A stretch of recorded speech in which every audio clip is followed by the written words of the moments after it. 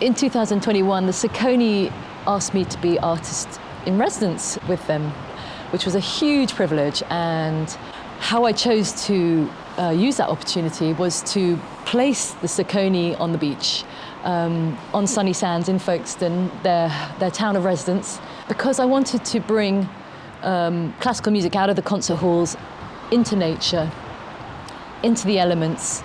I wanted to expose all sorts of people to the music they chose, which was the Beethoven Opus 131, which kind of inspired the location choice as well. The discussion was that it needed to be a piece of music that suited the project, but it was also very special to us. And so it felt like this Beethoven Quartet was the obvious choice. We've performed it over 100 times. We've performed it in the dark from memory. So we've lived with it a lot. And so when we had to choose to play something in an environment that was not normal, this piece felt like it fitted.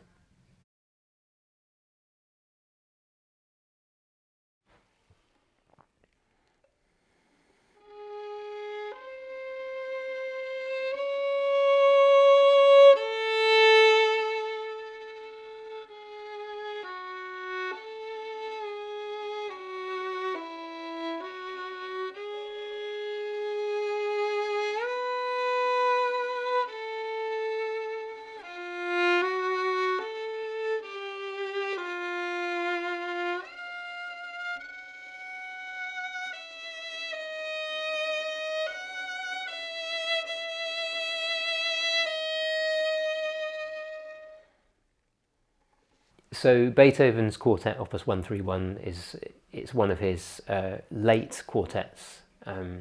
So written later in his life, and also it's a period in his life where he was, these quartets, the late quartets, become more abstract and challenging to play, but also certainly at the time it was written, even Beethoven himself said this is music for a later time.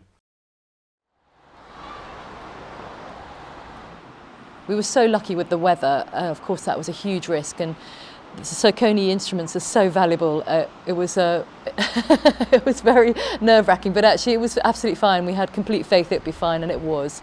This is the first time that Beethoven's been performed on a beach in the northern hemisphere, not in cold weather, and it was in October, late October, so we were very risky with doing it on the beach. But as it turned out, I think 200 or so people turned up to watch it. Of course, we didn't know how many people were going to come. I just remember the atmosphere when we walked through the arches and sat down on our chairs, and there were children, people young and old, dogs, just you name it. It was an incredible mix of people, and it was quite overwhelming, actually.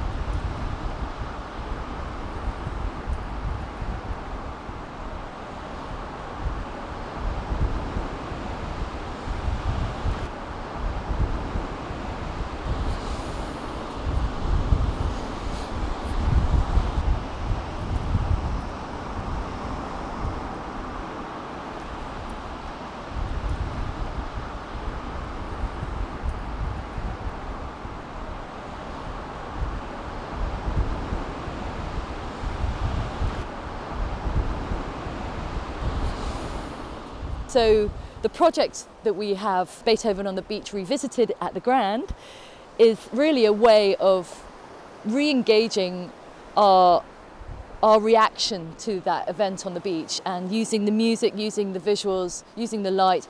And I've been using a 16mm film camera.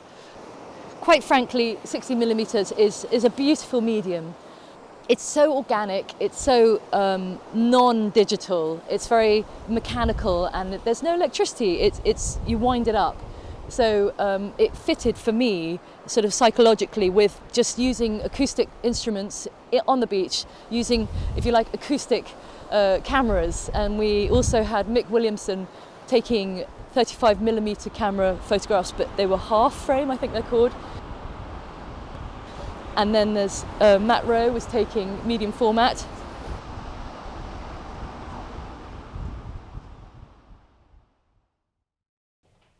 Among so many amazing people that came together in this project, Andy Thomas, sound engineer and recordist, came with some mics that is possible to record this new technology, which is Dolby Atmos. And so the idea is when you're listening, either with a certain speaker setup or with headphones, it really sounds like you're immersed in a space. So what we had is a very sort of raw recording of us playing on the beach with sounds. So it's a very different recorded sound to one that we would do in a recording studio with mics at the right angles. But it was fascinating to go to his studio in Margate and hear a sort of this recreation of what it felt like to be in the audience on the day. That's really, I think, what he and we love about the idea of a sound recording like that if you can close your eyes and you're listening, you do feel like you're on the beach.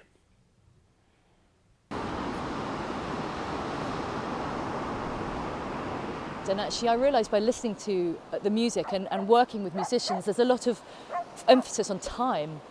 Obviously you've got the meter of the music, but the rhythm of the music and the changing of the rhythm of the music reminds me of how we are in time, and our time is defined by the sun and our turning every day, and the sun's arc across the sky, and then the tides, of course, and the moon are another form of timing.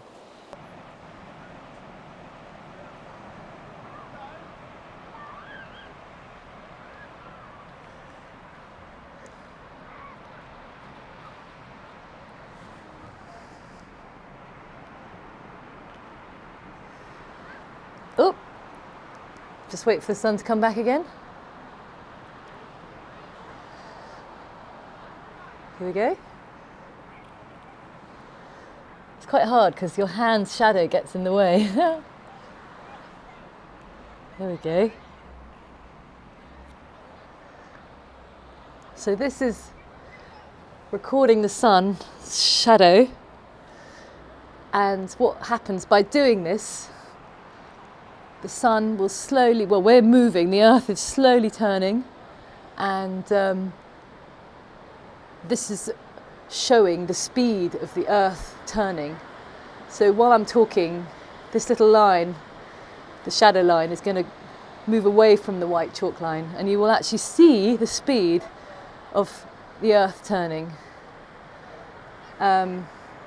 What's lovely is this is actually the line that I think we made on the day of the event, and it's still here, rather a few months later. So this is something I came up with when I was at UCA doing my MA, and I used to draw around the light from, obviously, the sun around window frames. But this architecture creates a really lovely kind of arc shadow. And in a weird way, you know, when you see these arches, you see people's graffiti, and obviously all over the world you see graffiti, and in a way it's a sort of way of perhaps saying I was here as well, that I exist.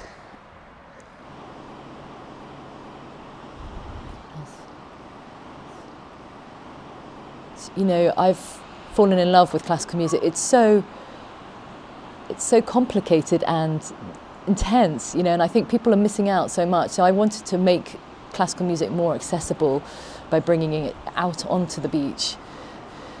And I think to a certain extent it actually achieved that goal.